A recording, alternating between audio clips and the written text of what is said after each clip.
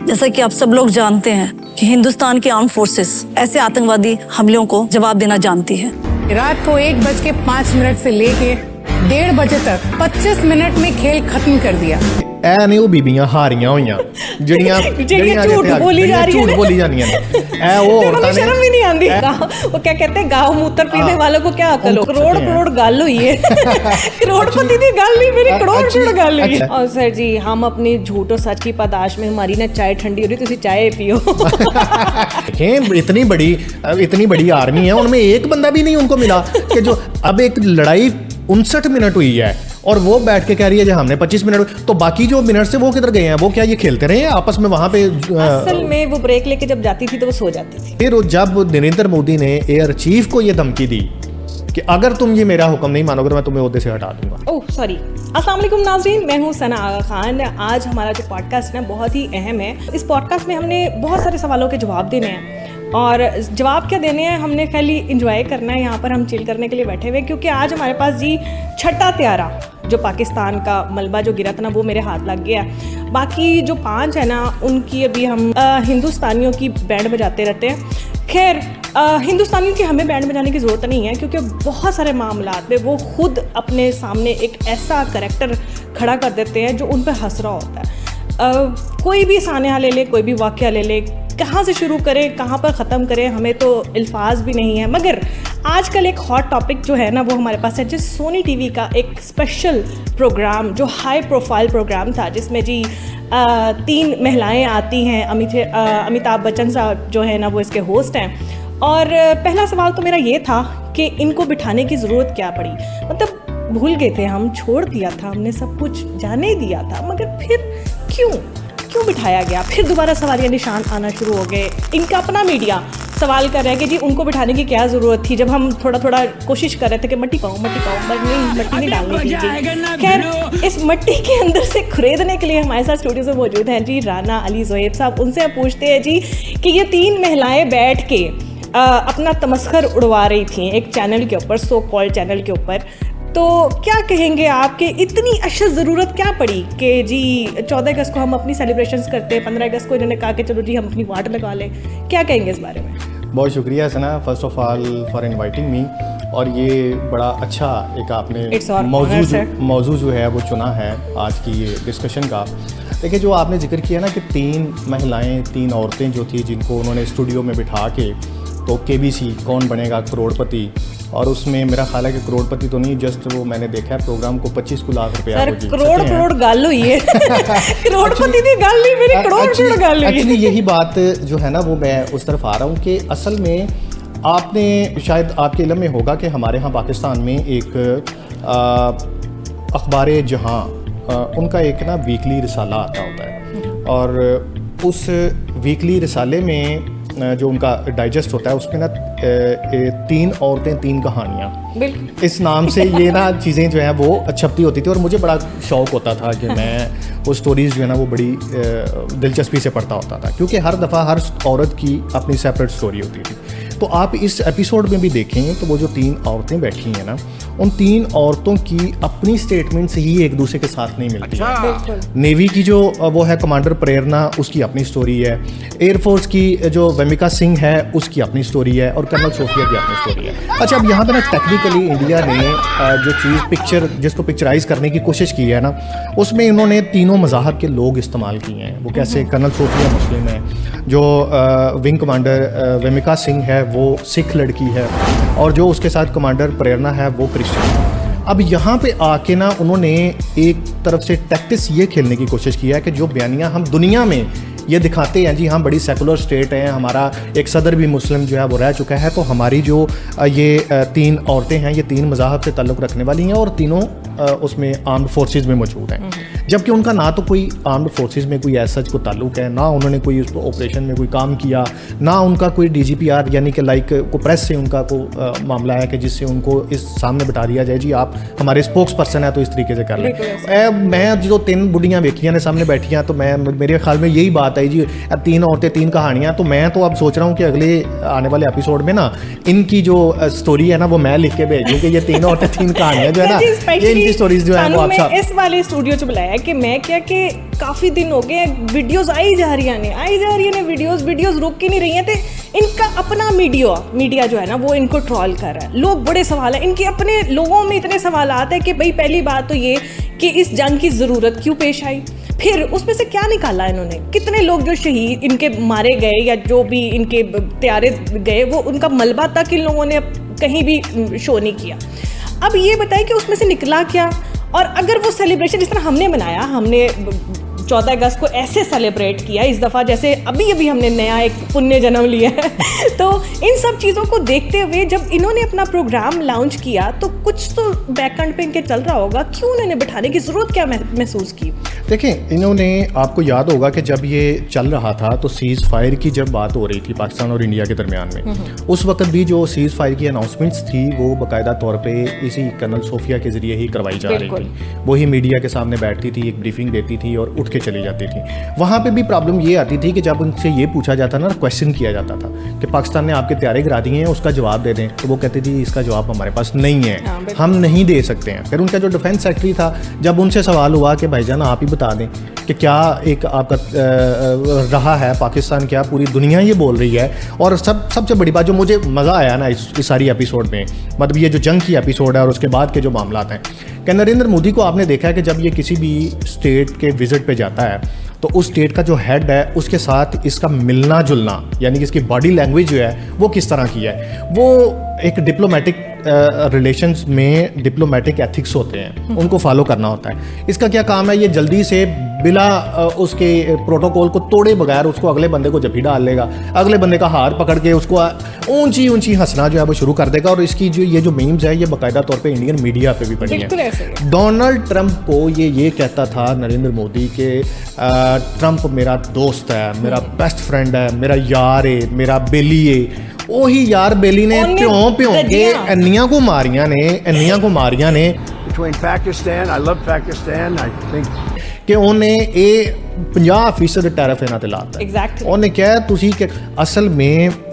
खित्ते के अंदर ये समझा जाता था, वेस्ट को ख़ासतौर पे अमेरिका को, यूरोप को या यूके ये समझता था कि भारत चूँकि आबादी के लिहाज से बड़ा है, इनकी मिलिट्री की जो नंबरिंग है, मतलब तादाद है वो पाकिस्तान से ज़्यादा है, तो खित्ते में एशिया में ख़ास तौर पे वो ये समझते थे कि शायद सुपर पावर इंडिया है, चाइना को बीट करने के लिए वो ये कुशन था इंडिया जो बेसिकली समझा जाता था। इस जंग के अंदर जो भारत की कुत्तों वाली हुई है, मैं तो ये कहता हूँ कुत्तों वाली हुई है, और ऊपर से हट धर्मी कि ये कहना कि जी हमने भी ये कर दिया, हमने वो कर दिया, वो एक चीज अलग है। नहीं देखी आज सोफिया साहिबा दा, वो कहती है जी कॉन्फिडेंस।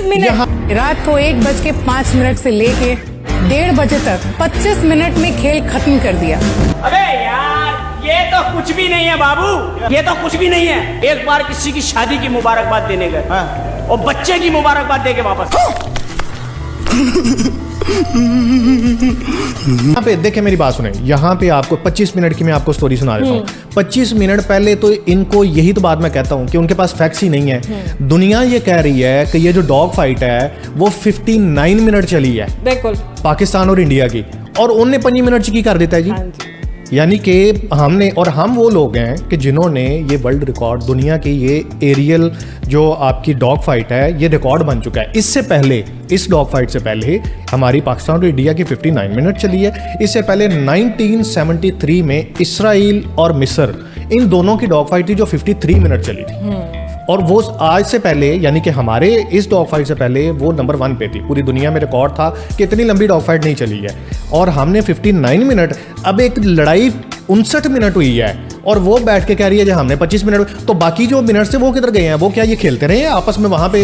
असल में वो ब्रेक लेके जब जाती थी तो वो सो जाती थी। हमको मारो, हमको जिंदा मत छोड़ो सालो, हम कोई मंदिर का घंटा है कि कोई भी आके बजा जाता है। असल में प्रॉब्लम ये है ना, देखे उनका जो असल में जो एक चीज़ और भी है, ये जितनी 3 औरतें बैठी हैं, उनका डिफेंस सेक्रेटरी बैठा है, इवन दैट देखें आपने, मैंने जो एपिसोड देखी है ना वो मैंने किसी और एंगल से देखी है, यही केबीसी वाली। मैंने ये देखा है कि ये जितने लोग बैठे हैं ना, इनकी बॉडी लैंग्वेज क्या है। पहली दफ़ा नहीं बल्कि दूसरी दफ़ा मैंने अमिताभ बच्चन को उसकी जो बॉडी लैंग्वेज थी, उसका प्रोग्राम को शुरू करना और प्रोग्राम के दरमियान में सवाल करना और जवाब के बाद के उसके जो रिएक्शन थे ना, वो ये बता रहे थे कि वो भी इंटरनली जानता था कि ये झूठ बोल रही हैं जो सामने बैठी हुई हैं। जी हाँ। तो क्यों? क्योंकि उसके अपने प्रोग्राम के शुरुआत करने में उसका जो लहजा था, उसकी जो गुफ्तगू थी, उसके अंदर अपने अंदर कॉन्फिडेंस नहीं था। क्यों? क्योंकि उसे पता था कि हम हारे हुए हैं, और आज हारे हुए को जीत में तब्दील करने के लिए भी आपको एक्टिंग, ठीक है आप कर सकते हैं, लेकिन इस शो के अंदर ना माजरत के साथ वो एक्टिंग भी नहीं कर हमने पाए। बड़े देखे सोनी तो वो इतने ड्रामे एक्टिंग, देखे। हाँ जी, एक्टिंग भी नहीं कर पाए हैं। और सामने जो लोग बैठे, देखिए हम बैठे हैं ना, मैं और आप भी बैठे हैं, वही काम कर रहे हैं ना हम, उसी चीज पे गुफ्तगू कर रहे हैं, जंग पे गुफ्तगू कर रहे हैं। किस कॉन्फिडेंस के साथ कर रहे हैं? इस कॉन्फिडेंस, वो कॉन्फिडेंस जो हमारी अफवाज ने हमें दिया है, जो हमारे अफवाज ने उनकी जो नाक रगड़वाई है, वो हमारे अंदर से जो है वो बोल रही है। तो उनके कॉन्फिडेंस की बात करें, उनके कैरेक्टर की बात करें, उनकी जवाबों की बात करें, तो फिर हम इस नतीजे पर पहुंच जाएंगे वो तो खुद माने हुए हैं कि हम हारे हैं। इसी प्रोग्राम के बाद इनके अपने इतने सवालात इनके अपने मीडिया ने उठाए हैं कि मेरे ख्याल से इन्होंने तो अपना पूरा प्रोग्राम भी जो है ना वो लगाया नहीं है। एग्जैक्टली यही बात जो पॉइंट है ना, वो बड़ा इंपॉर्टेंट है कि जो इन्होंने यूट्यूब के ऊपर प्रोग्राम अपलोड किया है ना सोनी टीवी ने, बिल्कुल। उन्होंने 34 to 35 मिनट की टोटल एपिसोड जो है ना वो अपलोड किया है। हालांकि ये केबीसी की एपिसोड जो है वो ऑलमोस्ट कोई 1 घंटा 17 मिनट, 1 घंटा 20 मिनट ना, ऑलमोस्ट 1.5 घंटे तक भी जाती है। लेकिन उस वक्त जब इन्होंने ये देखा कि प्रोमो जब निकला, चूंकि प्रोग्राम तो लाइव चलना था, वो तो टीवी चैनल पे चल गया, अब टीवी चैनल्स में से चंक्स निकाल के तो लोगों ने सवाल करने शुरू कर दिए कि जो बकवास आप बैठे कर रहे हैं वो तो है ही नहीं है, उसमें तो सच्चाई है ही नहीं है, तो आप बेवकूफ़ किसको बना रहे हैं, आप गधे किसको बना रहे हैं, आप अपनी आवाम को गधे बना रहे हैं। जब उन्होंने रिएक्शन देखा तो उन्होंने ये कहा कि वो तो लाइव तो टीवी पे चल गया तो चल गया। अब इसको रिपीट टेलीकास्ट में फिर उन्होंने कटिंग की। कटिंग करने के बाद जो प्रोग्राम था वो सिर्फ एक क्वेश्चन आंसर की हद तक जो उनकी गेम थी, उस गेम को ही उन्होंने अपलोड किया। उन्होंने बाकायदा जो एक्स्ट्रा झूठ था, ये सोनी टीवी को भी उनका तीनों औरतों का झूठ कट करना पड़ा, वो इस नहज पे आ चुके थे। अच्छा नहीं, हमें औरतें होने से कोई इख्तिलाफ नहीं है, क्योंकि बात ये है कि औरतें कौन सी किसी भी लाइन में जो है नहीं, मुझे इख्तिलाफ है। देखें इतनी बड़ी आर्मी है, उनमें एक बंदा भी नहीं उनको मिला कि जो असल में मर्द है ना, मर्द जो है ना वो अपनी नाक के अंदर थोड़े से वो आ जाते हैं कि नहीं यार मैं झूठ बोलूंगा। कि औरतें जो जेल जाती हैं, जेल नहीं जाती, उनकी ट्रेनिंग हुई होती है कि आपने झूठ बोलना है, झूठ बोलने की ट्रेनिंग है। अच्छा नहीं, वो जो इनकी कर्नल सोफिया वो कहती है जी बैठ के, मैं तो उनका पहला जो डायलॉग जो उन्होंने बोला कि पाकिस्तान हमेशा से ये करता आया है, क्या बकवास, इंतहाई बकवास। देखें पाकिस्तान हमेशा नहीं करता है, पहलगाम से स्टार्ट करते हैं, पाकिस्तान स्टार्ट, ये उसकी इस बात का जवाब है। मुझे याद है कि जब ये प्रोसेस चल रहा था तो हम लोग लाइव स्टूडियो में चल रहे थे, साथ साथ हम चीजें अपडेट करते जा रहे थे। इनकी तरफ से जो डिजिट्स आ रहे थे, जो फिगर्स आ रहे थे, जो चीजें आई थी, वो ऐसा लगता है जैसे सो कॉल्ड मीडिया ही सो गया, इनकी तरफ सारे सोए पड़े हैं। जो चल रहा था ऑब्वियसली पूरी दुनिया ने देखा कि जब हम मना कर रहे थे तब भी, और जब कहा गया कि अब हम करेंगे, अब हम जवाब देंगे। Now you just wait for our response. इसमें ना पहलगाम की आपने बात की थी, पाकिस्तान हमेशा से करता है। मैं आपको एक इस पहलगाम अटैक की ही एक छोटी सी शॉर्टली मैं आपको इसकी स्टोरी सुना देता हूँ कि असल में हुआ क्या था, कि इसके पीछे की प्लानिंग क्या थी, किसने ये प्लानिंग की और क्यों की। पहलगाम अटैक, आप ये देखें कि जिस दिन पहलगाम हुआ था नरेंद्र मोदी मुल्क में नहीं था, वो बाहर था, एक चीज़। दूसरे नंबर पे American vice president JD Vance जो है वो इंडिया के दौरे पे थे। बिल्कुल ऐसे 2 चीज़ें हो गई। ये बेसिकली जब इनको कंफर्म्ड हुआ कि जेडी वैंस जो हैं अमेरिकन वाइस प्रेसिडेंट, जब वो इंडिया आएंगे विजिट पे अपने, वो आया मेरा ख्याल है कोई 1 हफ्ता शायद वहाँ पे रह के गया, तो उस दौरान ये इवेंट होगा। इवेंट से मुराद ये है कि ये अटैक होगा और जेडी वैंस के सामने पाकिस्तान का जो नक्शा है वो ये खींचा जाएगा कि आप यहाँ पे मौजूद हैं और आप अपनी आंखों से देख लीजिए कि पाकिस्तान ने क्या किया है। ठीक हो गया। इसकी प्लानिंग पीएमओ में हुई। पीएमओ में नरेंद्र मोदी ने डायरेक्टली ये टास्क दिया राह को कि जी आप इसको अंजाम दें, जैसे मर्जी दें। जब ये प्लानिंग हुई, अमित शाह ने पहलगाम का 1 हफ्ता पहले दौरा किया। दौरा करने के बाद उसने जो सिक्योरिटी चेक्स थे, सिक्योरिटी की वहाँ पे वो जो उनकी चेक पोस्ट थी, 4 थी टोटल, 3 को उसने हटा दिया। ओके। उसने कहा जी 3 को हटाएं, जिसमें बीएसएफ शामिल थी, उनकी आर्मी की एक चेक पोस्ट थी और वहाँ पे लोकल पुलिस की चेक पोस्ट थी। उसने कहा जी इन तीनों को हटा दें। एक पीछे रह गई और वो बहुत दूर थी।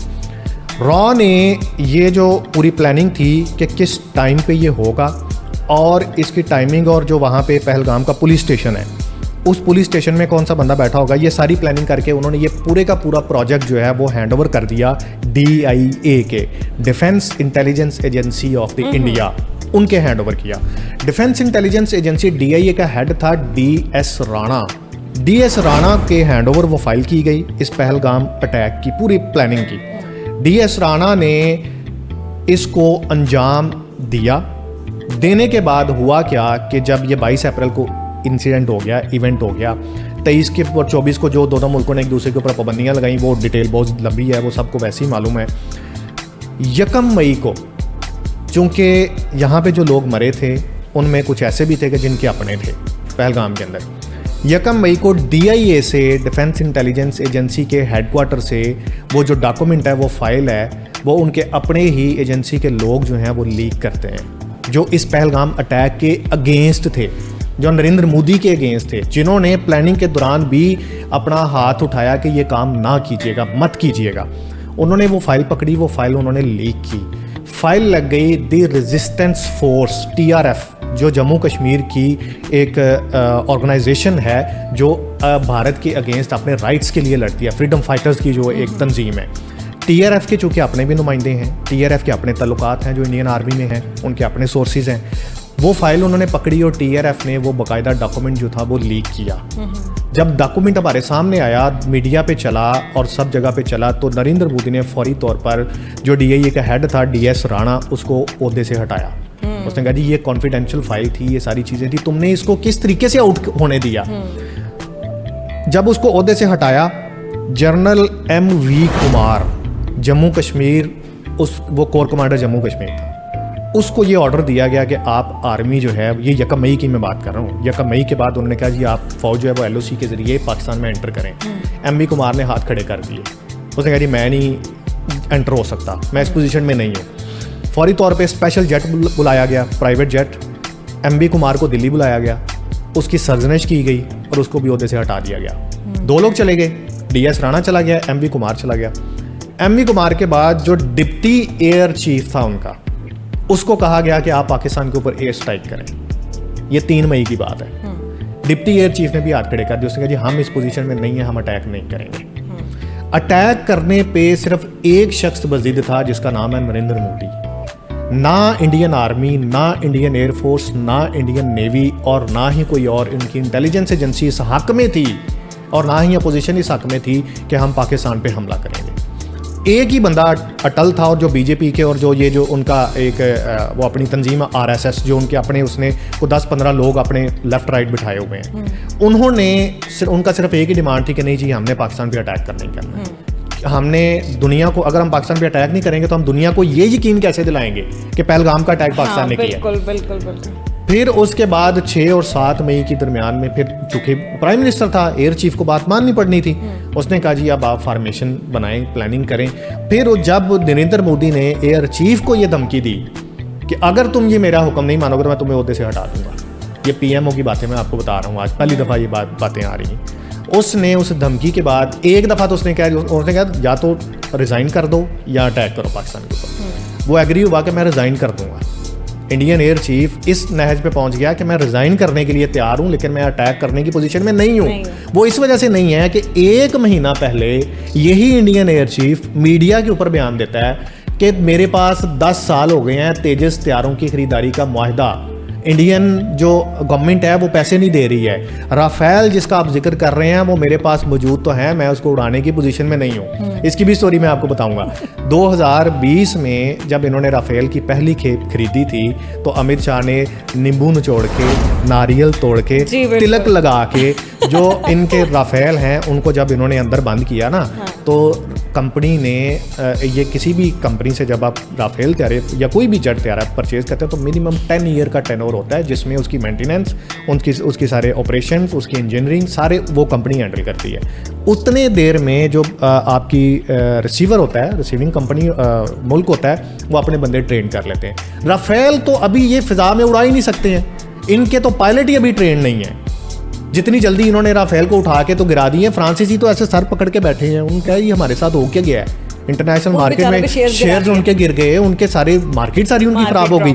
अब जब आर्मी चीफ को वापस उस बात पे आते हैं, जब एयर चीफ को ये कहा गया कि भाई आप तो अब आप ओहदे से जा रहे हैं। अब 3 लोग पहले ही उसको इनकार कर चुके हैं। चौथे बंदे ने ये कहा ठीक है फिर जान दो, जो है मेरे पास, जो आपने मुझे दिया हुआ है मैं ਉਹਦੇ ਨਾਲ ਉੱਡਣਾ ਵਾ, फिर ਵੇਖ जो रिजल्ट होएगा दुनिया ਵੇਖ लेगी। और फिर ਉਹਦੇ ਨਾਲ ਉੱਡਿਆ ਤੇ जो रिजल्ट होया फिर दुनिया ने देखा।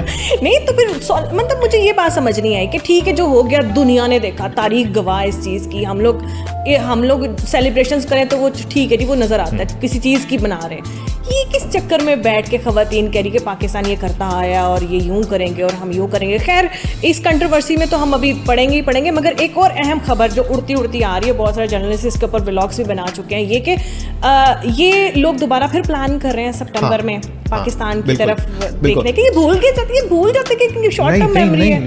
नहीं, ये भूल नहीं सकते हैं। ये आपको भी ज़हन नशीन करना पड़ेगा, मुझे भी ज़हन नशीन करना पड़ेगा, पूरे पाकिस्तानी कौम को ज़हन नशीन करना पड़ेगा, और हमारे अदारों को तो ऑलरेडी पता है। ठीक है, देखें जिस इंसान का नुकसान हुआ हो ना, और इस लेवल का नुकसान हो कि पूरी दुनिया आपके ऊपर थू कर रही हो, उस वक्त मईशत के ऊपर इतना बुरा असर पड़ा है इस बात का, उस वक्त फिर वो क्या करेगा कि उसकी ये कोशिश होगी कि मुझे कोई लूप होल मिले, कोई मौका मिले कि मैं जवाब दे के कम से कम अगर मैं ऊपर नहीं जा सकता तो मैं बराबर लाजमी आऊँ। जब मैं बराबर आऊँगा तो मैं दुनिया को ये बता सकूँगा कि मैं भी कुछ हूँ। आज की ये खबर है कि उन्होंने जो तेजस तैयारी जिनकी हम बात कर रहे थे, जो पहला अभी मैंने आपको बताया कि 10 साल हो गए हैं ऑर्डर दिए हुए, अभी तक वो डिलीवर नहीं हुए। इसके अलावा उन्होंने मज़ीद जो तेजस है उनको ख़रीदने का मुआहदा जो है उन्होंने कर लिया है। उन्होंने ये कहा जी हम इसको आगे लेके चलेंगे, ख़रीदेंगे आपसे। आप ये देखें इस जंग से पहले F-35 जो लेटेस्ट इस वक्त F सीरीज़ का वो त्यारा है, F-35 का मुआहदा करता है अमेरिका के साथ नरेंद्र मोदी अमेरिका में जाके, और इस जंग के बाद अमेरिका जो है वो कहता है भाईजान टाटा बाय बाय, तुसी जो राफेल का हाल करवाया है वही तुसी F-35 का करवाना है। इस वक्त एयर उसमें फील्ड में एयर जेट्स में F-35 जो है वो लेटेस्ट है। इससे आगे अभी तक जो टेक्नोलॉजी है वो चल रही है, एक्सपेरिमेंट्स हो रहे हैं, लेकिन अभी फील्ड में नहीं है, एयर में नहीं है। F-35 वो ये समझता है कि F-35 लेके हमारी जो फ़िज़ाइया है वो ताकतवर हो जाएगी। तो यही सेम सिचुएशन थी जब राफ़ेल को उन्होंने ऐड किया था अपने 2020 के अंदर। तो उस वक्त असल में मोदी का ना एक तकब्बर है, उसके अंदर गुरूर है, तकब्बर है, और उस तकब्बर को खाक में मिलाया गया। और ये जो झूठ और ये जो प्रोपेगेंडे और ये जो औरतें बेसिकली औरतों को बिठाने का मकसद ये है, मैंने आपको पहले बताया, एक तो वो तीनों मजहब को सामने हिंदू क्यों नहीं उसमें बिठाया, और दूसरा ये भी हो सकता है कि जब नरेंद्र मोदी ये कहता है कि हिंदुस्तान में हिंदू होगा, तो भाईजान सामने टीवी चैनल पे आर्मी में से कोई हिंदू क्यों नहीं बिठा रहे तुम? बिल्कुल ऐसा ही है। मुसलमान, सिख और क्रिश्चियन को क्यों सामने लेके आ रहे हैं? मुझे जहाँ तक मुझे ऐसा फील हो रहा है कि कहीं ना कहीं खवातीन को बिठा के वो एक एज लेना चाहते हैं। मुसलमान हमेशा औरत की रिस्पेक्ट करता है, उन्हें ये पता है इस बात का बहुत अच्छे से कि जी मुसलमान जो है ना वो खवातीन की रिस्पेक्ट ज़रूर करेगा। तो शायद वो एक एज भी यहाँ से उठाना चाहते हैं। मगर बात ये होती है रिस्पेक्ट भी एक लेवल तक होती है। जब बात हमारे वतन की आ जाए, जब बात हमारे मुल्क की आ जाए, हमारी माँ की आ जाए, धरती की, तो फिर हम इन सब चीज़ों को छोड़ देते हैं। ऑब्वियसली देखें, नहीं रिस्पेक्ट मैं ये कहता हूँ कि देखो कर्नल सोफिया वो कर्नल है, इंडियन आर्मी की है, ऑफिसर है, ब्रेव ऑफिसर है, उसकी मैंने हिस्ट्री पढ़ी है, वो पीछे ट्रेनिंग में भी रही है, वो उसमें MI में भी रही, उसमें मिलिट्री उसमें मामलात में भी रही है। इससे में कोई शक नहीं है कि वो बीबी जो है वो गलत है। नो, उसको प्रेजेंट गलत किया जा रहा है, उससे काम गलत लिया जा रहा है, उसको एक शो पीस बना दिया गया है। ठीक है, जब ये इन्होंने अपने ये तमगे देने की इनका बारी आई थी, जब इन्होंने अपने ऑफिसर्स को इन्हीं इंडियन ऑफिसर्स को, तो कर्नल इंडियन मीडिया की ये रिपोर्ट है कि कर्नल सोफिया की फैमिली को ज़बरदस्ती ये कहा जा रहा था कि आप मीडिया पे आएँ, आप सामने आएँ। बाकायदा तौर पे जो सरकारी मीडिया हाउसेस थे उनकी ड्यूटियाँ लगाई गई थी कि आप उनकी माँ को सामने लेके आएँ, उनके बहनों को सामने लेके आएँ, उनके बच्चों को सामने लेके आएँ, सामने लाएँ, वो इंडियन जो कम्युनिटी है, लोग हैं, उनसे गुफ्तगू करें, ताकि ये जो लोग बिखरे हुए हैं इस वक्त, जो लोग ये समझते हैं कि जी हमारी आर्मी जो उनकी रुसवाई हुई है उसके ऊपर किसी तरीके से पर्दा डाला जाए, लेकिन वो फेल हो गए हैं। इसमें किसी किस्म का तो दो राय है ही नहीं है ना। आपको क्या लगता है कि ये सितंबर में दोबारा फिर हमला करने की जरूरत करेंगे? देखें, मैं इसकी रीज़न है, रीज़न ये है बिहार का इलेक्शन सर पे है। ओके, बिहार में जो इस वक्त नरेंद्र मोदी जो सेंटर में बैठा हुआ है, जो अपनी वो गवर्नमेंट कर रहा है, वो बिहार के जो करंट इस वक्त गवर्नमेंट बैठी हुई है उसकी वजह से वीडियो देख रही थी। मैं वही आपसे गुजारिश करने लगा हूँ ना, उस वजह से ये बैठा हुआ है। बिहार का जब इलेक्शन होगा, अगर नरेंद्र मोदी बिहार का इलेक्शन हारता है, तो नरेंद्र मोदी प्राइम मिनिस्टर नहीं रहेगा, क्योंकि इसके पास नंबर्स पूरे नहीं रहेंगे।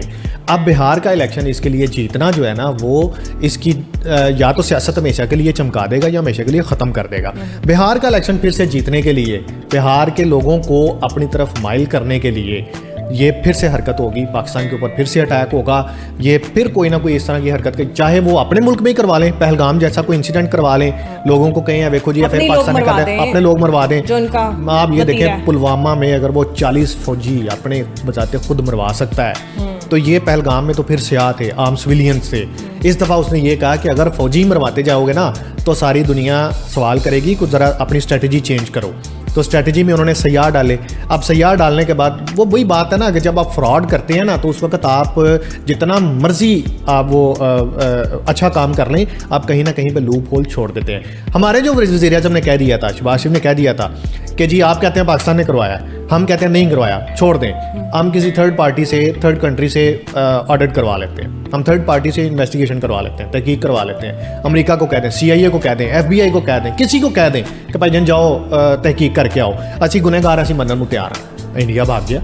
मैं इनकी असम्बली की एक वीडियो देख रही थी, उसमें असम्बली के लोग उठ के, जो इनकी कम्युनिटी के लोग हैं, वो उठ के इनको कह रहे हैं कि अमेरिका 75 दफ़ा ये कह चुका है कि हमने सुलह करवाई, हमने इनके माबैन जो है ना मामला तय करवाए। तो ये कैसे अपने मुंह के ऊपर, मतलब ऐसा लगता है जैसे कहीं ना इनका दिमागी संतुलन जो है वो हिल के अपने ही मुंह पे चपेड़े मार रहे हैं। मैं आपको ये बताता हूँ ना, असल में हुआ क्या हुआ, ये है कि जब उनके त्यारे गिरे हैं ना 7 मई की, 6 और 7 मई की दरमियानी शब के दौरान, उस वक्त बाकायदा तौर पे इंडिया से फ़ोन गए हैं।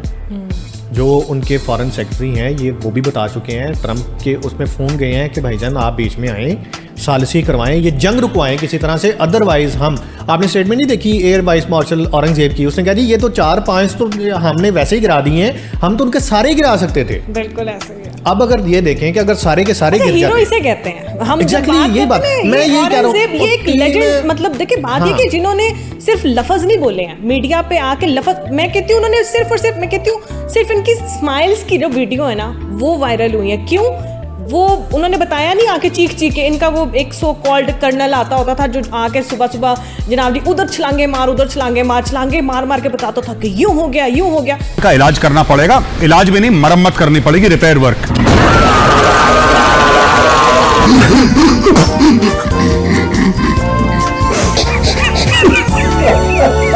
एकदम असल में ना वो आपने उसको थोड़ी सी इज्जत दे दी है, वो कर्नल नहीं है, वो मेजर है।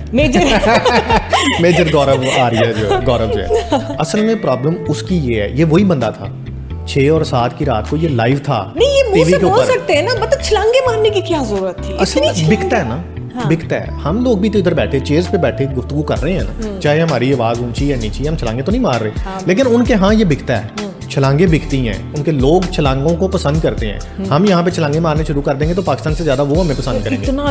इतना झूठ हम, मतलब हम बैठे हुए थे, हम लाइव चीज़ों को देख रहे हैं कि यहाँ पे यूं हो रहा है, इनका मीडिया झूठ के पलंदे में। हम सोचते हैं कि यार मीडिया पे अगर आप इतना झूठ लगाओगे तो कौन आप एतबार करे? पूरी दुनिया में थू-थू हो रही है, पूरी दुनिया में इन पे लान-तान हो रही है। आप ये देखें कि जो पंजाब का CM है भगवंत मान सिंह जो है, उसने बाकायदा मीडिया टॉक्स के अंदर सामने मीडिया को खड़ा करके ना, तो उसने ऐसे हाथ जोड़े हैं, और खुदा दे बंदे हो थोड़ी जी माफ़ी दे दो, थोड़ा जा झूठ जड़ा है ना कट कर दो। ऐसी लाहौर पोर्ट तबाह करती, कराची च वड़ गए, इस्लामाबाद च वड़ गए, आर्मी ने इंज कर दिता उंज कर। ये उस बंदे के एज अ CM वो अपने मुल्क के मीडिया से ये रिक्वेस्ट कर रहा है कि कोई बंदे दे पुत्र बनो, बंदे दे पुत्र बनो, इंसान बनो। मीडिया है, सहाफत है, लोग नेशनल, वो कहता सोशल मीडिया ਨੂੰ ਛੱਡੋ, ਉਹ ਜੋ ਵੀ ਕਰਦਾ ਪਿਆ, ਉਹ ਤੁਸੀਂ ਮੇਨ ਸਟ੍ਰੀਮ ਮੀਡੀਆ ਤੇ ਬੈਠੇ ਹੋ, ਚੈਨਲਾਂ ਤੇ ਬੈਠੇ ਹੋ, ਤੁਹਾਡੇ ਤੇ ਲੋਕ ਟਰਸਟ ਕਰਦੇ ਨੇ ਕਿ ਜਿਹੜੀ ਚੀਜ਼ ਇਹ ਸਾਹਮਣੇ ਸਕਰੀਨ ਤੇ ਚੱਲ ਰਹੀ ਹੈ ਇਹ ਬਿਹਤਰ ਹੈ, ਇਹ ਜਿਹੜਾ ਇੱਧਰ ਚੱਲਦਾ ਪਿਆ ਨਾ ਇਹ ਝੂਠ ਹੋ ਸਕਦਾ, ਉਹ ਝੂਠ ਨਹੀਂ ਹੋ ਸਕਦਾ। क्यों नहीं झूठ हो सकता? क्योंकि चेक्स ने एक चीज़ तो निकलेगा, कॉपी एडिटर पढ़ेगा, कॉपी एडिटर तो पहले रिपोर्टर पढ़ेगा, सोर्स तो कंफर्म करेगा, कॉपी एडिटर पढ़ेगा, फिर असाइनमेंट एडिटर पढ़ेगा, फिर उन्होंने NLE पढ़ेगा, फिर ब्यूरो चीफ फाइनल करेगा, फिर जाके चीज़ां डायरेक्टर न्यूज़ वेखेगा, फिर होने होएगा ना वो काम। वो जाली इन्नी को है, वो फिल्टर ही इन्ने को ने कि वो झूठ हो। लेकिन इस दौरान उन्होंने की किया है कि जिथे बंदा उत्थे फील्ड च खलोता है ना, उन्होंने ही फड़िया, उन्हें चुक के लाइव बिठाता है, वो मुँह च जो आई वो बोलता गया। जो आप ये देखें मुझे उन्होंने कॉल कर दी NDTV ने, रिपोर्ट टीवी चैनल के ऊपर रिपोर्टर जो है वो लाइव खड़ा, वो क्लिप भी बड़ा वायरल हुआ था। उसको नहीं पता था कि मैं लाइव स्क्रीन पे खड़ा हूँ। उसने कहा यार आप मुझे ये बार बार ये कहेंगे एंकर ये वाले स्टूडियो वाले कि ये झूठ बोलो, ये झूठ बोलो, मेरे से इतना झूठ नहीं बोला जाता। ये क्लिप बाकायदा कट हो गया क्योंकि वो तो लाइव था, उसे नहीं पता था कि मैं अभी लाइव इन हो चुका हूँ। उसे ये था कि वो अभी सीधा ही हो रहा था ना, DSNG से लाइव कट लिया हुआ था उसका, और वो यही बता रहा था कि यहाँ पे अटैक हो गया, यहाँ पे हो गया, इतने जो हैं वो पाकिस्तान ने अटैक किए हैं, इतने मर गए हैं, इतने रह गए हैं। उसने ऑन एयर ये बोल दिया कि अब ये मुझे कहेंगे कि जी ये इतना झूठ बोलो, ये करो वो करो, मैं इतना झूठ कैसे बोल दूँ। तो आप यहीं से अंदाज़ा लगा दें कि छोटे से छोटे मीडिया हाउस से लेके जो उनका बड़े से बड़ा नेशनल TV चैनल है, सरकारी है या प्राइवेट है, उसके ऊपर सिर्फ और सिर्फ बोला गया तो झूठ बोला गया। किसी एक सहाफ़ी में, मैं सहाफ़ी का नाम नहीं लूँगा, एक सहाफ़ी ने सच बोला है पूरे भारत के अंदर, और उस सहाफ़ी के ऊपर इतने को ज़्यादा मुकदमात बने हैं कि वो बेचारा उन मुकदमों को फेस कर रहा है, यहाँ तक कि सुप्रीम कोर्ट ऑफ इंडिया को सो मोटो एक्शन लेना पड़ा है उसकी बातों के ऊपर। तो लिहाजा एक ही बंदा है मेरी नज़र में जो मेरा बड़ा अच्छा दोस्त भी है, जिसको कि जो कि इन दिनों इन मामलात में घिरा हुआ है। उसने TV ऑन एयर बैठ के कहा था कि 4 त्यारों का मलबा मैंने अपनी आंखों से देखा है। आप कैसे कह सकते हैं कि हमने पाकिस्तान ने गिराया नहीं है? आप बोलते क्यों नहीं है? ठीक है ना, बाकायदा ऑन द कार्ड उसने कहा, उसने कहा मैंने तो विजिट किए हैं, मैं तो साइट्स विजिट कर रहा हूँ, मैंने जाके देख लिया है कि 4 राफेल जो हैं उनका तो मैंने अपनी आंखों से देखा है। बाकी ये जो सखोई था S30 और उसके बाद मिराज था, ये तो कहीं और गिरे हैं ना, कोई श्रीनगर में गिरा है, कोई कहीं पे गिरा है। तो ये जो जहाँ पे राफेल गिरे हैं वहाँ पे तो वो अगला बंदा पहुँच गया था, उसने जाके कंफर्म कर लिया, कंफर्म करके उसने बोल दिया, उसने कहा जाए जो करना कर लें, जब गिराए हैं उन्होंने तो गिराए हैं, आप क्या झक मारने बैठे हैं?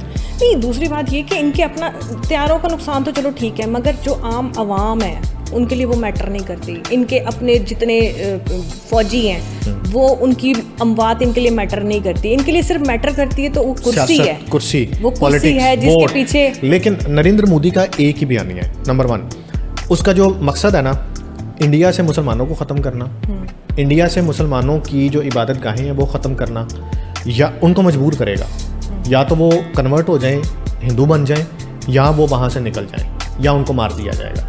वो बारहा ये अपनी इलेक्शन की रैलीज़ के अंदर, अपने उसमें सारे मामला के अंदर वो ये कह चुका है कि जी हिंदुस्तान का मतलब ये है कि यहाँ पे हिंदू होंगे, यहाँ पे किसी दूसरी ज़ात का, किसी दूसरी बरादरी का ताल्लुक़ नहीं है और ना होना चाहिए। ठीक है, और फिर उस वक़्त मुझे एक चंद दिन पहले मैंने स्टेटमेंट पढ़ी कायद-ए-आज़म मोहम्मद अली जिन्ना की, उन्होंने ये कहा था जब ये पाकिस्तान और इंडिया बन रहा था, उन्होंने कहा था कि जब ये उस वक्त ये स्टेटमेंट उस वक्त सामने आई जब ये इरफान पठान वाला मसला बना, ये जो लीग चल रही थी बाहर, इनकी क्रिकेट की लीग चल रही थी जिसमें शाहिद अफरीदी की वजह से उन्होंने वो भी नहीं खेला, फाइनल भी नहीं खेला इंडिया ने, और सेमीफाइनल भी नहीं खेला और उठ के चले गए।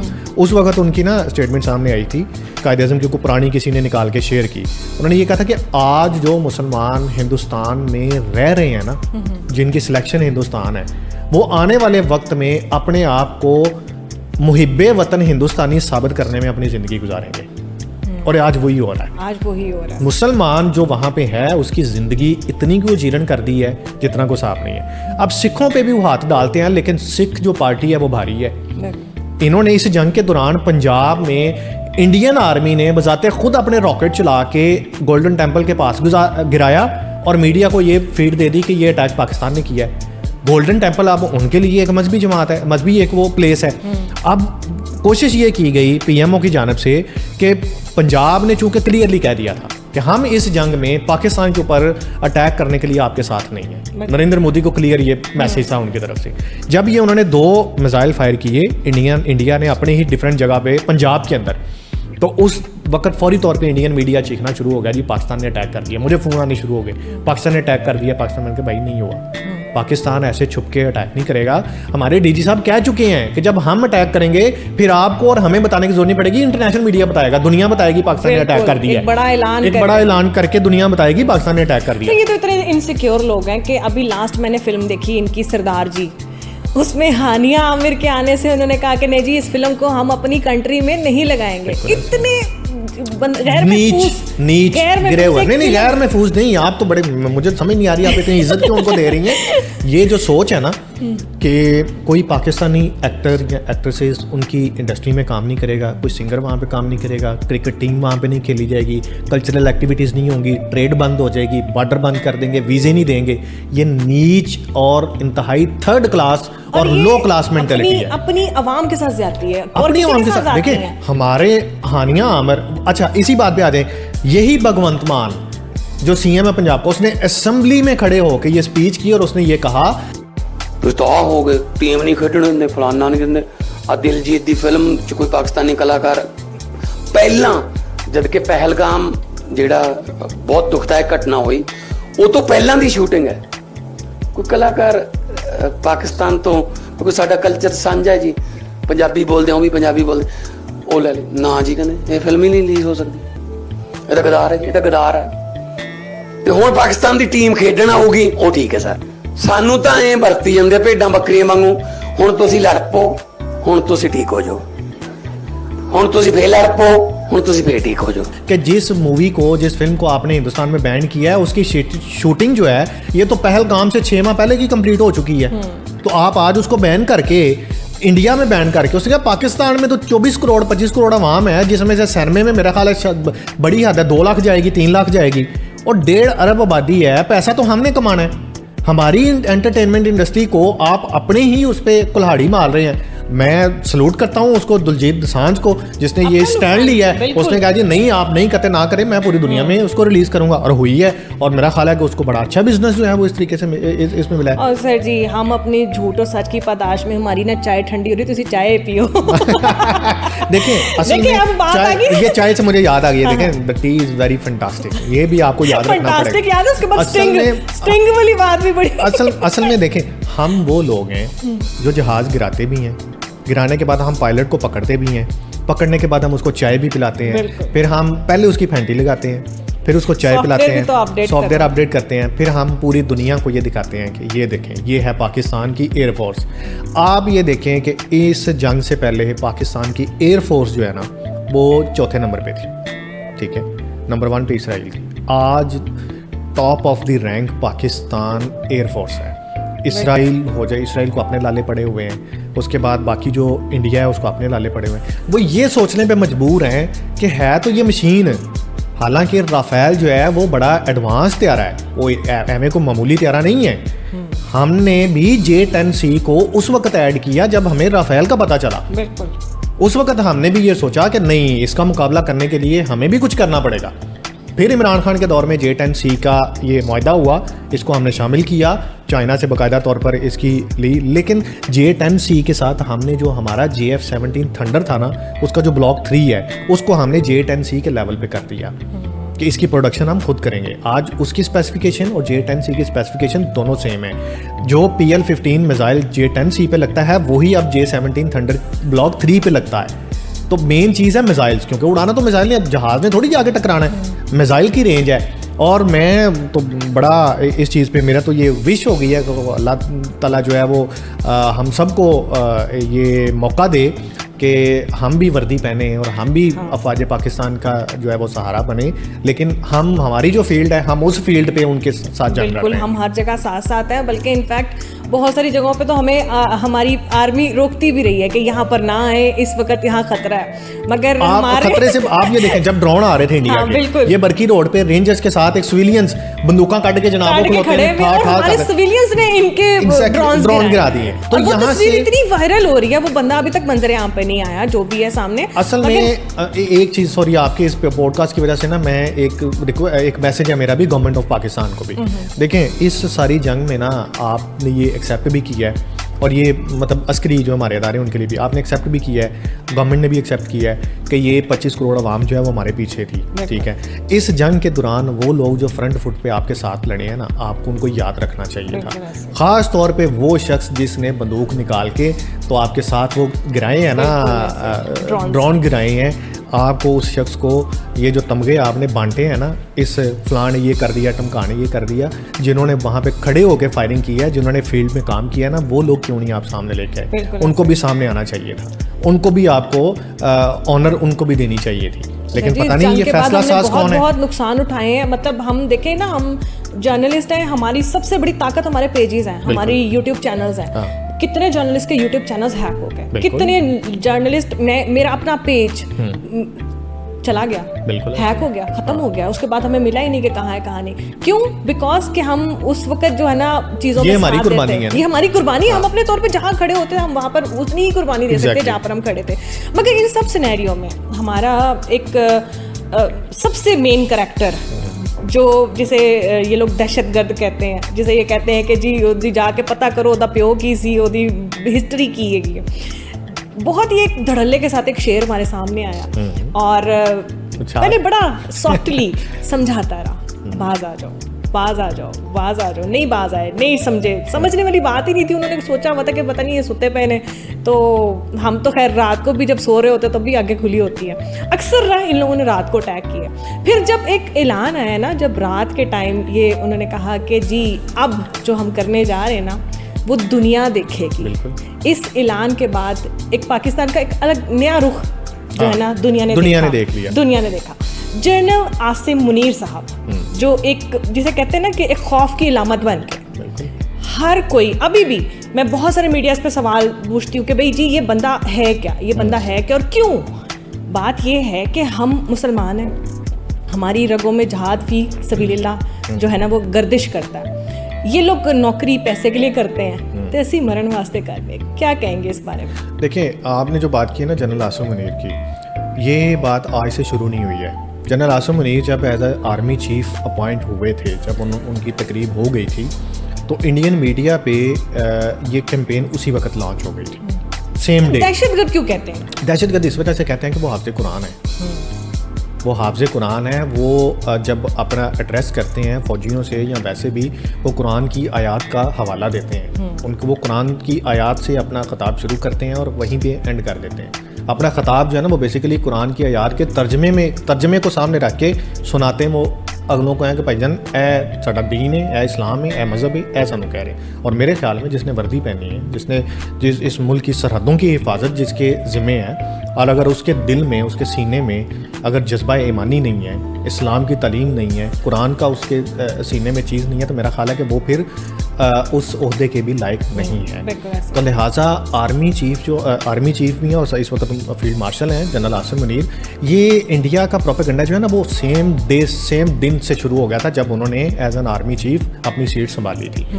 ये क्वेश्चन मेरे से बड़ी दफ़ा हुआ, क्योंकि मैं जब गया तो उन्होंने कहा जी वो तो हाफ़िज़ कुरान है, वो उसका जो सोच है वो जिहादी है। तो मैंने कहा जी हम इस्लामी मुल्क हैं, हमारा इस्लामी मुल्क है, हम इस्लाम हमारा मज़हब है, कुरान हमारा वो किताब है, हमें जो सुन्नत है वो हमारी सारे उसके मुताबिक हम। अच्छा सर, इन सारे सिनेरियो में मैंने देखा है कि हमारे जितने भी लीडर्स आए हैं ना, वो ऑन माइक, ऑन मीडिया, उन्होंने आके सिर्फ छोटी छोटी बातें की हैं। पहले warning, again and again warning दी गई है, फिर उसके बाद कहा है कि अब जो हम करेंगे वो पूरी दुनिया देखेगी, ठीक है, और फिर वो करके दिखाया।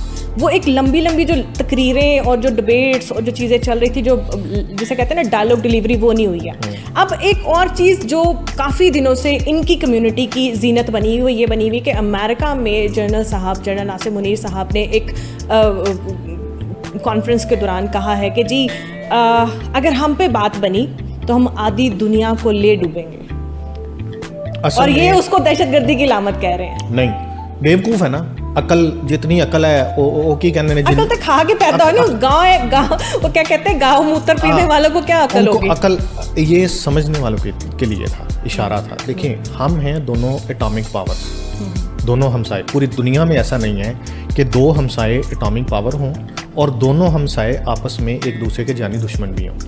या तो दोनों में से एक वो होगा, मतलब कि एटॉमिक पावर नहीं होगा, जैसे रशिया और यूक्रेन है, या तो वो होगा या कोई और होगा। लेकिन पाकिस्तान और इंडिया की जब बात की जाती है ना, तो वहाँ पे ये दोनों एटॉमिक पावर हैं। उन्होंने बेसिकली ये पैगाम दुनिया को दिया है, वर्ल्ड को दिया है कि भारत, जिसका जिक्र आपने पहले किया है कि सितंबर अक्टूबर में फिर से ये मामला कुछ कर सकता है, उसने चूँकि वो बार बार हमला वो देता है धमकी देता है ब्रह्मोस मिसाइल की। ब्रह्मोस मिसाइल जो है बेसिकली एटॉमिक वार हेड वाले हैं। उस वक्त उन्होंने ये बात उन चीज़ों को सामने असल में उन्होंने सनावा 3 तो लावा 9 ये फार्मूला जो है ना वो आसिम मुनीर ने अप्लाई किया।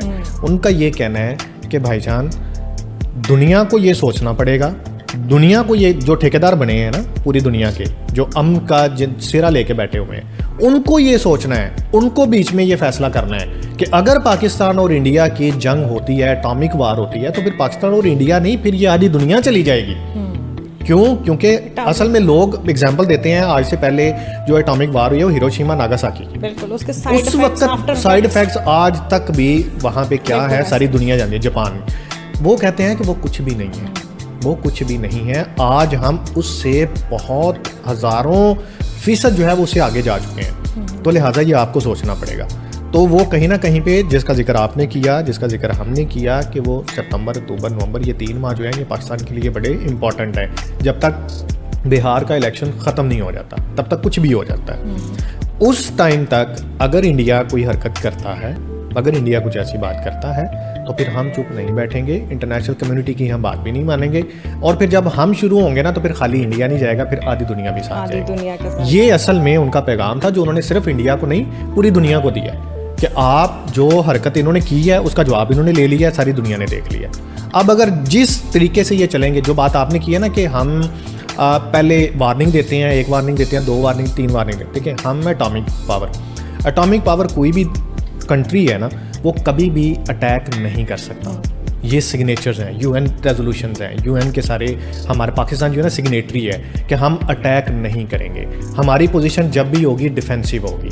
हम अपने दफा में चाहे एटम बम चला दें लेकिन हम पहल नहीं करेंगे, ठीक है। यही बात है कि यही कुछ 6 और 7 को हुआ जब उन्होंने मिसाइल इंडिया ने फायर किए, उसके बाद हमने सारा कुछ किया, हमने पहले नहीं किया, ठीक है। और यही चीज़ है कि जब कोई भी मुल्क आप पे हमला कर देता है, हमला करने के बाद आपके पास राइट होता है, ये नहीं राइट कि आप महीना गुजर गया तो चलो जी उन तो वारी मुक गई है, नो, उनके पास राइट सेव होता है। वो किसी भी टाइम जब वो मुनासिब टाइम समझे कि वो अटैक कर सकते हैं, और वो डिफेंसिव अटैक होगा, वो अटैक नहीं होगा, डायरेक्ट अटैक नहीं होगा। इंडिया ने जब भी पाकिस्तान पे किया है डायरेक्ट अटैक किया है। 2019 वाला भी इंसिडेंट जो था अभिनंदन वाला, वो भी डायरेक्ट अटैक था। ये पुलवामा वाला तो उन्होंने खैर खुद ही किया था, पहलगाम वाला भी उन्होंने खुद करके, तो जब अटैक पाकिस्तान पे किया तो हमने उसका जवाब दिया। हमारी स्ट्रेटजी जवाब देने की है, हमारी स्ट्रेटजी अटैक करने की नहीं है, और ना हम करेंगे। सर स्टूडियो में बता रहे हैं कि पहला वाला जो उन्होंने जहाज़ गिराया ना वो भी मिल गया, तो ये मैंने कहा मैं दिखा दूँ कि ये जो पहला था ना, छठा मैंने आपको पहले दिखा दिया था प्रोग्राम के शुरू में, और ये पहला मिल गया। अच्छा ये बताएं कि वो सोनी टीवी पे जो प्रोग्राम है उसके बाद क्या मशवरा देंगे आगे, इन तीनों महिलाओं को कहाँ लेके जाएंगे? मेरा तो मशवरा है जो भी इनको हैंडल कर रहे हैं इन तीनों को, चाहे वो उनकी कोई डिफेंस मिनिस्ट्री है या डायरेक्टली पीएमओ है या जो भी है, उनको ये चाहिए कि अब एक चक्कर इनका ना कपिल शर्मा शो का भी लगवा दें। काफ़ी ज़्यादा ये देखें, सोनी टीवी है, कपिल शर्मा शो तो बन गया, दुनिया ने कपिल शर्मा शो देख लिया। जो है ना इनकी सोनी टीवी की वो रेटिंग TRP है इंडिया की अब तक, ठीक है ना। तो कपिल शर्मा शो आजकल चल रहा है नेटफ्लिक्स के ऊपर, कम से कम को 100-150 मुल्कों में देखा जाता है। तो आप ऐसा करें कि एक दफ़ा एक चक्कर इनका उधर भी लगवाएं, ताकि कुछ 100-150 मुल्क ये भी देख ले कि ऐ नहीं वो बीबियां हारियां हुई ਜਿਹੜੀਆਂ ਝੂਠ ਬੋਲੀ ਜਾ ਰਹੀਆਂ ਝੂਠ ਬੋਲੀ ਜਾਂਦੀਆਂ ਨੇ, ਐ ਉਹ ਔਰਤਾਂ ਨੇ ਸ਼ਰਮ ਵੀ ਨਹੀਂ ਆਉਂਦੀ, ਐ ਉਹ ਔਰਤਾਂ ਨੇ ਜਿਹੜੀਆਂ ਡਟ ਕੇ ਝੂਠ ਬੋਲਦੀਆਂ ਨੇ, ਉਹਨਾਂ ਨੂੰ ਉਹੀ ਤੁਹਾਡੇ ਲਈ ਗੱਲ ਕਿ ਇਹਨਾਂ ਦੇ शर्म भी नहीं आती, टेढ़े लोग। हाँ जी। चलिए जी नाजरीन, आज के लिए जो है ना मेरे ख्याल से भारत के लिए इतना ही बहुत है, और खैर अगली दफ़ा जब भी इन्होंने हम पर हमला करना या अटैक करना तो 2 चीज़ें सोच समझ के अटैक करना। एक ये कि हमारे पास जहाद फी सबीलिल्लाह बच्चे के पास उसकी ताकत है, और आर्मी तो हमारी फ्रंट लाइन पे लड़ ही रही होती है, मगर यहाँ बंदा आप लोगों के ड्रोन्स गिराने के लिए और आप लोगों को बताने के लिए कि ये जो सरहदें हैं ना ये इतनी आसान नहीं है। इसके साथ ही मुझे सना को दे इजाज़त, फिर मिलेंगे अगली पॉडकास्ट में, तब तक के लिए अल्लाह हाफ़िज़।